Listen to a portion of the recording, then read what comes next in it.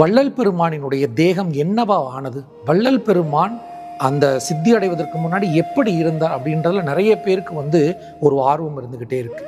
இந்த கேள்விக்கு பதில் இந்த காணொளியில் இருக்கு. வள்ளல் பெருமானாரை குழந்தையாக இருக்கும் பொழுது நேரடியாக பார்த்தவங்க, அவங்க பாட்டியாக இருக்கும்போது, வயோதிகமாக இருக்கும்போது பார்த்தவர் தான் நம்மளுடைய கிருபானந்த வாரியார் சுவாமிகள். கிருபானந்த வாரியார் சுவாமிகள் அந்த பாட்டியை பார்த்து கேட்குறாங்க, நீங்கள் குழந்தையாக இருக்கும்போது வள்ளல் பெருமானாரை பார்த்துருக்குறீங்களா? அவங்க எப்படி இருப்பாங்க? உங்கள் அனுபவம் சொல்ல முடியுமான்னு கேட்குறாங்க. அப்போ அவங்க மலர்ந்த முகத்தோடு ஆர்வத்தோடு தன்னுடைய அனுபவத்தை சொல்கிறாங்க. நாங்கள் எல்லாரும் சுவாமியை சன்னிதானம்னு சொல்லுவோம்.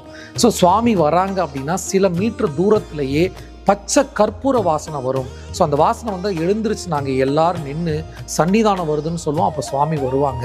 சாமி மீது பச்சை கற்பூர வாசனை வரும். அதே போல் ஒரு முறை என்னை குழந்தையா இருக்கும்போது குனிஞ்சு தூக்கிறதுக்காக குனியும் போது போத்தி இருந்த துணி விலகிச்சு.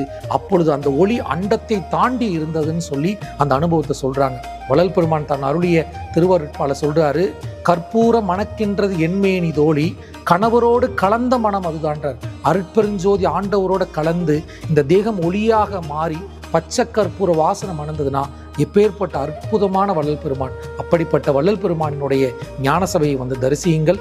அப்பேற்பட்ட வள்ளல் பெருமான் ஆண்டவரோடு கலந்த அந்த மேட்டுக்குப்பத்திற்கு தவம் செய்யுங்கள். உங்கள் வாழ்க்கையில் எல்லா நலமும் கிடைக்கும்.